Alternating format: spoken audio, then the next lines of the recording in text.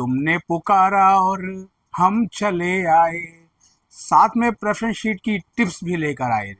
जैसा कि मैंने आपको कल रात जो वीडियो हमने की थी तो मैंने आपको बताया था कि अब कल से आपको कोर्स और दूसरी चीज़ों पर भी जो है गाइडेंस देखने को मिलेगी। तो आज चलिए उसकी शुरुआत करते हैं। आज दिल्ली विश्वविद्यालय शिक्षक संघ यानी डूटा एक बड़ी प्रेस कॉन्फ्रेंस भी कर रहा है इंडिया इंटरनेशनल सेंटर में। तो मुझे दोपहर में उस प्रेस कॉन्फ्रेंस को भी कवर करने जाना है। तो मैंने सोचा कि आपसे आज सुबह सुबह ही जो है वो बात कर ली जाए और शुरुआत कर दिया जाए, क्योंकि कहते हैं नाधा तो आधा, यानी अगर किसी काम की शुरुआत कर लिए तो समझ लीजिए वो काम आधा पूरा हो गया। तो कई पेरेंट्स ने भी मुझसे रिक्वेस्ट किया था और आपको बताएं ये खुद मेरी अपनी जो भांजी है उसने भी सीयूटी दिया था और उसका भी एक जो स्कोर है वो 700 से 800 के ब्रैकेट में ही आया है। और जो है हमारे जो बहनोई है वो भी पूछ रहे हैं कि प्रेफरेंस शीट कैसे बनाएं और क्या प्रेफरेंस शीट अगर नहीं बनाएंगे तो ड्यू में एडमिशन नहीं होगा। ये सवाल बड़ा कॉमन है कि क्या प्रेफरेंस शीट बनाना ज़रूरी है। तो इसका आंसर यही है कि बिल्कुल प्रेफरेंस शीट बनाना बहुत ज़रूरी है, क्योंकि 2022 में जब पहली बार सीयूटी के ज़रिए जो है वो एडमिशन हुए थे, तो जब सीयूटी का रिज़ल्ट आया था तो उस समय मैंने जो है वो तत्कालीन असिस्टेंट रजिस्ट्रार जो कि ड्यू के एडमिशन ब्रांच में थे, डॉक्टर ओपी शर्मा, उनको मैंने कहा कि सर अब तो सीयूटी का स्कोर आ गया बच्चों का, अब तो शायद लिस्ट बनेगी और उसी के हिसाब से जो है वो एडमिशन होंगे। लेकिन उन्होंने कहा कि अभी रुकिए ज़रा, अभी हम एक कॉमन सीट एलोकेशन सिस्टम बना रहे हैं और उस पर जाके बच्चों को रजिस्ट्रेशन करना पड़ेगा। यानी कि केवल सीयूटी से काम नहीं चलेगा, आपको उस पोर्टल पर भी जाकर रजिस्ट्रेशन करना पड़ेगा और फिर उसी तरह से जो है कॉमन सीट एलोकेशन सिस्टम की शुरुआत हुई। और इसको आप बहुत ध्यान से समझिए, क्योंकि बहुत से बच्चों ने कहा है कि सर पूरा इसको ज़रा समझा दीजिएगा, क्योंकि अभी तक हमें समझ में नहीं आया कि किस तरह से एडमिशन होगा। तो देखिए, कॉमन सीट एलोकेशन सिस्टम, एक सिस्टम बना दिया गया कॉमन सीट एलोकेशन, मतलब आपको सीट एलोकेशन करने का सिस्टम। लेकिन उस सिस्टम का पार्ट आप कैसे बनेंगे, तो सबसे पहले आप रजिस्ट्रेशन करेंगे। अभी तक आज जिस वक्त आप ये वीडियो देख रहे हैं और हम कर रहे हैं, तो तारीख है आज 7 जुलाई, और देखा जाए तो कायदे से 7 जुलाई एक तरह से लास्ट डेट हो गई फर्स्ट फेज के रजिस्ट्रेशन की। लेकिन 8 तारीख से जब सेकेंड फेज शुरू होगा तो फर्स्ट और सेकेंड दोनों साथ साथ चलते रहेंगे। यानी जिन्होंने अभी तक CSCS पोर्टल पर रजिस्ट्रेशन करा लिया है वो भी, और जिन्होंने नहीं कराया है वो भी। जिन्होंने करा लिया है वो कल से अपना प्रेफरेंस भरना शुरू कर सकते हैं, और जिन्होंने अभी तक जो है वो नहीं रजिस्ट्रेशन किया है वो इनिशियल जो रजिस्ट्रेशन है फेज़ 1 का उससे भी पूरा करेंगे और साथ में डैशबोर्ड पर लॉगिन करके अपने प्रेफरेंसेस भी भरेंगे। तो ये तो रही शुरुआती उसकी बात कि आपको करना क्या है। तो आप समझ गए होंगे अच्छे से कि रिजल्ट आने के बाद ही आपको अपनी मर्जी से कॉलेज नहीं मिल जाएगा या अपनी मर्जी से कोई यूनिवर्सिटी आपको नहीं बुला लेगी। उस यूनिवर्सिटी के पास आपको खुद से जाना है और जो उनका सिस्टम है उसको फॉलो करना है। अब आते हैं परसेंटाइल वर्सेस नॉर्मलाइज स्कोर को लेकर। बहुत से लोग ये कह रहे हैं कि सर परसेंटाइल पे एडमिशन होगा, लेकिन दिल्ली विश्वविद्यालय की dean admission professor Haneet Gandhi और ड्यू के vice chancellor professor Yogesh Singh ji ने उस प्रेस कॉन्फ्रेंस में ही इसका खुलासा कर दिया था। और अब से पहले भी CBT मोड में जब भी एग्जाम अभी हुए हैं उसमें नॉर्मलाइजेशन स्कोर से ही दिल्ली विश्वविद्यालय ने एडमिशन लिया है। तो आपका जो स्कोर आपको देखना है वो नॉर्मलाइज स्कोर को देखना है और उसी को आपको कैलकुलेट कर लेना है, और वही आपकी जो है वो एक तरह से वो आपका स्कोर हुआ। अब मान लीजिए वो 650 हो सकता है, 700 हो सकता है, 750 हो सकता है, तो वो स्कोर आपका आ गया। अब वो स्कोर आपके हाथ में है। अब उसके बाद आपको जो है ये सोचना है कि अब मुझे कहाँ पढ़ना है, किस कॉलेज में पढ़ना है। आप कहेंगे सर मेरे तो 500 ही स्कोर बन रहे हैं, तो मुझे नॉर्थ कैंपस का कॉलेज थोड़ी मिलेगा या मुझे साउथ कैंपस का कोई टॉप कॉलेज थोड़ी मिलेगा, मुझे तो दूर दराज के किसी कॉलेज में एडमिशन मिल जाए तो यही गनीमत है। लेकिन अभी से आप ऐसा क्यों सोच रहे हैं? अभी तो आपने काउंसलिंग में पार्ट लिया ही नहीं है, क्योंकि नोबडी प्रेडिक्ट्स, कोई नहीं बता सकता कि इस बार दिल्ली विश्वविद्यालय की कट ऑफ कितनी जाने वाली है। या आप पिछले अनुमानों से जरूर अंदाजा लगा सकते हैं कि हाँ इतने पे एडमिशन होता था तो चलो इस बार इतने पे होगा। इस बार CUT का पेपर थोड़ा मुश्किल आया था, नॉर्मलाइजेशन हो गया, नंबर कम हो गए तो अब कट ऑफ नीचे जाएगी। लेकिन अभी कह नहीं सकते जब तक कि फॉर्म भर के उसका डेटा ना आ जाए कि इस साल दिल्ली विश्वविद्यालय में कितने विद्यार्थियों ने आवेदन किया है, क्योंकि शुरुआत में रफ्तार जो है वो कम रही थी और कम रजिस्ट्रेशन हुए थे, इसके बारे में हम आपको बता चुके हैं। तो अब बातें हो गई कि आपके पास स्कोर है, आपके पास जो है पता लग गया इतना स्कोर आपका है और आपकी एलिजिबिलिटी। अब चलते हैं हम ड्यू के CSCS जो है वो पोर्टल पे। वहाँ करना क्या है आपको, आपने अगर रजिस्ट्रेशन किया हुआ है तो आप डैशबोर्ड को अपना खोलेंगे और उसके बाद जो है अपना सब्जेक्ट मैप करेंगे। सब्जेक्ट मैपिंग के बारे में हम आपको बता चुके हैं। और अगर फिर भी समझ में नहीं आया तो एक इंटरव्यू जो हमने किया था dean admission professor Anit Gandhi का, जो पूरी तरह से सब्जेक्ट मैपिंग को ही जो है वो डिवोट था, उसको मैं एक बार फिर से जो है उसे कोशिश करूँगा कि आपको उसको कम्युनिटी पोस्ट में मैं लाऊं, जिससे कि आप उसको पढ़ के आइडिया लगा लें। यानी कि जो सब्जेक्ट आपने CUT में दी है, जो आपने 12th में पढ़े हैं, उनके आधार पे उसको मैच करना है। और अगर उस सब्जेक्ट से वो मैच नहीं होता है तो जो उससे सिमिलर जो सब्जेक्ट होंगे उससे आपको मैच करना है। आपने मैच कर लिया, इसके बाद जैसे ही आप मैच करेंगे तो उसके बाद जो है वो आपकी दिखाने लग जाएगा कि आपके स्कोर और आपकी जो एलिजिबिलिटी क्राइटेरिया के हिसाब से आप किस किस कोर्स के लिए एलिजिबल होते हैं। मान लीजिए फॉर एग्जांपल, क्योंकि सबसे अधिक शोर जो है वो बीकॉम ऑनर्स का है, तो मैं आपको बीकॉम ऑनर्स को लेकर आता हूँ। देखिए, बीकॉम ऑनर्स के लिए 2 कॉम्बिनेशंस हैं, ये पहले भी था और ये ड्यू की एडमिशन बुलेटिन में पेज नंबर 50 पर है। ये बुलेटिन है ड्यू का और आप भी जो है मैं चाहूँगा इसे डाउनलोड कर लें। ये इस बुलेटिन के हिसाब से कॉम्बिनेशन ए में any one language from list A, mathematics, applied mathematics plus any 2 subjects. Combination 2 any one language from list A plus accountancy या book keeping plus any 2 subject from list B. Merit will be based on the CUT scores obtained from any of the above mentioned combination of subject. यानी combination 1 या combination 2 के आधार पर जो आपकी score बनता है वो आपका मेरिट जो है वो डिसाइड करेगा। अब आते हैं कि आखिर प्रेफरेंस शीट होती क्या है। अब ये एलिजिबिलिटी बन गई, आप एलिजिबल हैं, डैशबोर्ड भी आपको दिखा देगा कि आप एलिजिबल हैं।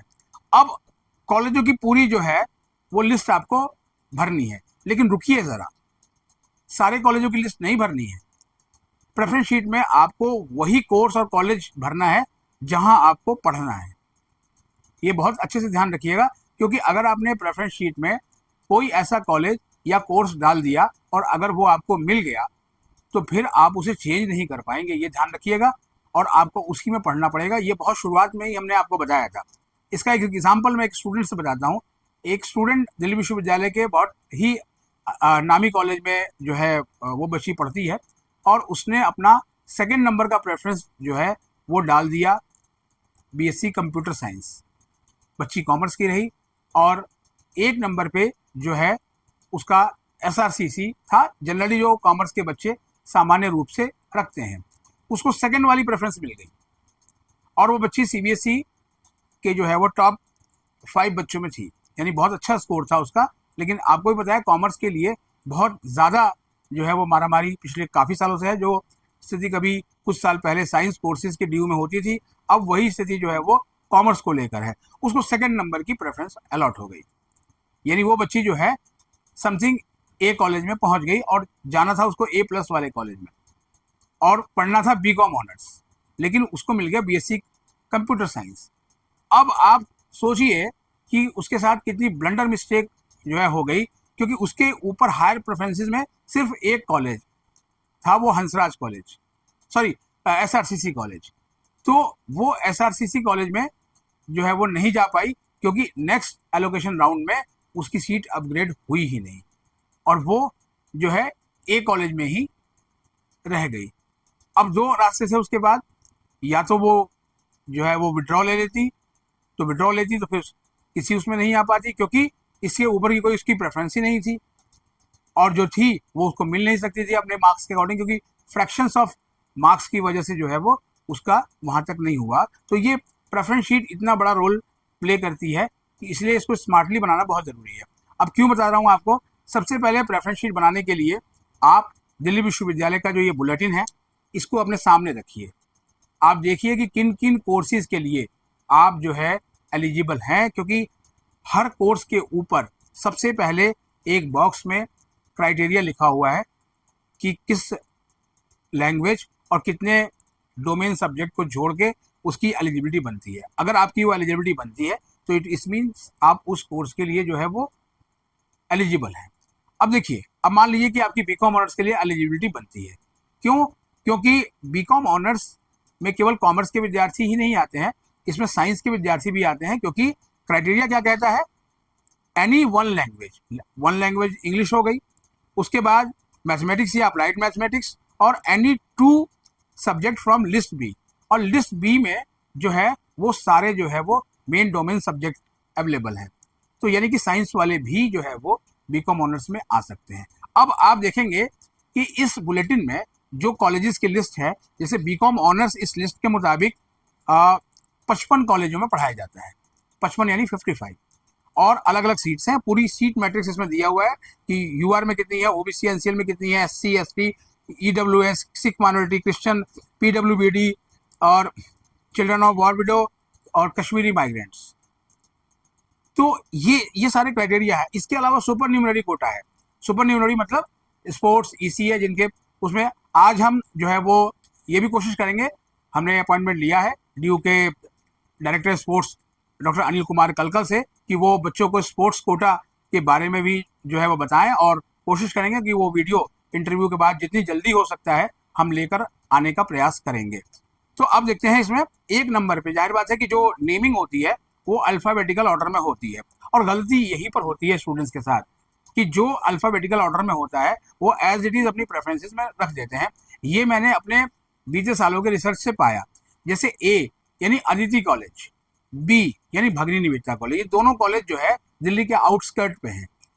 तो कई जो गर्ल्स स्टूडेंट ने देखा कि सीट्स बहुत अधिक है वहाँ पर, तो उन्होंने जो है वो अदिति कॉलेज भर दिया और भगिनी निवेदिता भर दिया। लेकिन जब वो कॉलेज गए और लगभग गांव के वातावरण में या इंडस्ट्रियल एरिया के वातावरण में जब उन्होंने उस कॉलेज को देखा, तो फिर उनके पैरों तले जमीन खिसक गई। उनको लगा यहाँ तो ऐसा इंफ्रास्ट्रक्चर है नहीं, और नतीजा ये हुआ कि मास लेवल पे जो है वो विड्रॉल्स हुए, और समझ में नहीं आया किसी को कि ऐसा क्यों हो रहा है। लेकिन जो मैंने अपने अनुभव से उस कारण को पकड़ा, उसका कारण यही था कि आप जो सोच कर दिल्ली विश्वविद्यालय में आए थे वो सोच पूरी नहीं हो रही थी। तो इसलिए ये ध्यान रखना है कि जो इस लिस्ट में अल्फ़ाबेटिकल ऑर्डर में कॉलेजेस के नाम दिए हैं वो आपको नहीं रखने हैं, आपको अपने हिसाब से लिस्ट बनानी है। जैसे मैं पढ़ता हूँ, इस बुलेटिन के हिसाब से आचार्य नरेंद्र देव कॉलेज सबसे ऊपर है, और जो आपका सबसे पसंदीदा जो कॉलेज है आपका वो है Shri Ram college of commerce, जो कि 42वें नंबर पे है, यानी 42 पे। तो आपको अगर एसआरसीसी को सबसे ऊपर रखना है तो आप 42 पे को नंबर 1 में रखें, क्योंकि आपको वहां पर प्रेफरेंस शीट जब फिल करनी है तो एक एक कॉलेज और कोर्स को भरना है, ना कि आपको जो है वो कोई ऐसी पीडीएफ जो आपको बना के जो है वो लोग दें वो आप उसे अटैच कर दें, ऐसा नहीं चलेगा। वो आपको एक एक कोर्स और कॉलेज को जाकर वहाँ पे भरना है नंबर ऑफ प्रेफरेंसेस के हिसाब से। तो आपको जो पढ़ना है वही भरना है। यानी कि मान लिया कि आपकी पहली चॉइस है कि आपको एसआरसीसी में जाना है, ये सोचने की जरूरत नहीं है कि एसआरसीसी आपको मिलेगा या नहीं मिलेगा, तो आप उसे ऊपर रखें। उसके बाद दूसरे क्रम का कॉलेज आप रख सकते हैं। मान लिया आपको हंसराज कॉलेज में जाना है तो आप हंसराज कॉलेज को उसके नीचे रख सकते हैं, हिंदू फिर उसके नीचे हिंदू, ऐसे ही आप अपनी प्रेफरेंसेस एक एक करके बनाएंगे। ये तो हो गए आपके बीकॉम ऑनर्स। लेकिन आपका मन कर रहा है कि आप बीए प्रोग्राम के कोर्सेज भी करें, आपका मन कर रहा है कि आप बीए ऑनर्स पॉलिटिकल साइंस भी करें, बीए ऑनर्स साइकोलॉजी भी करें, या कोई और इन कोर्सेज को, तो आप अकॉर्डिंग टू उसी प्रेफरेंस डालें कि अगर पहली सीट एलोकेशन में आपको वो कोर्स अलॉट हो गया और वो थोड़ा आपका प्रेफरेंसेस में हल्का सा नीचे था, तो आपके हायर प्रेफरेंसेस के लिए जगह बची रहे। मान लिया आपने एक कोर्स जो है साइकोलॉजी ऑनर्स उसको रखा है 12वें नंबर पर, और उसके ऊपर सारे आपके बीकॉम के कोर्स हैं और आपको करना बीकॉम ही था, लेकिन आपने रख दिया साइकोलॉजी। तो अगर आपको साइकोलॉजी सेकंड चॉइस थी आपकी और वो आपको मिल गई, तो इसका मतलब ये है कि आपको आपकी सेकंड चॉइस मिल गई। जब आगे अपग्रेडेशन में आप जाएंगे तो अपग्रेडेशन आपका नीचे के लेवल से नहीं होगा, यानी 11 से ऊपर में ही आपको आपकी हायर प्रेफरेंसेस में ही सीट अपग्रेड हो गई होगी। हालांकि अभी तक जो शेड्यूल आया है उसमें अपग्रेडेशन का कोई भी अभी विकल्प नहीं बताया गया है कि हाँ अपग्रेडेशन आप कैसे कर सकते हैं और क्या। उम्मीद है कि आने वाले दिनों में शायद इस पर कुछ और खुलासा हो। फिलहाल तो इस तरीके से आपको प्रेफरेंसेस बनानी है। और 2 पेरेंट्स ने आज सवेरे सवेरे मुझे फ़ोन किया कि सर अगर प्रेफरेंस शीट नहीं होगी तो क्या एडमिशन नहीं होगा? बिल्कुल नहीं होगा। अगर आपने प्रेफरेंस शीट नहीं बनाई तो आपका फॉर्म जो है वो रिजेक्ट हो जाएगा, क्योंकि आप कहीं उस दौड़ में शामिल ही नहीं होंगे। प्लेटफॉर्म पे आप खड़े तो हैं, ट्रेन आई, आपके हाथ में टिकट है और ट्रेन में आप चढ़े नहीं तो ट्रेन सामने से निकल गई तो आपके वो टिकट के पैसे भी गए और ट्रेन भी चली गई। तो इसलिए आप प्रेफरेंस बनाना शुरू कर दें। इसी तरीके से उस बुलेटिन को देखें, एक एक कॉलेज में कितनी सीट मौजूद है सब दिया हुआ है। इसके बारे में कुछ और गाइडेंस भी आपको हम लेकर आएंगे। फिलहाल अभी के लिए इतना ही। हमारे चैनल पर नए हैं तो चैनल को सब्सक्राइब कर लें और इसे अपने दोस्तों के बीच शेयर करें। मिलते हैं एक और एपिसोड के साथ, तब तक के लिए नमस्कार।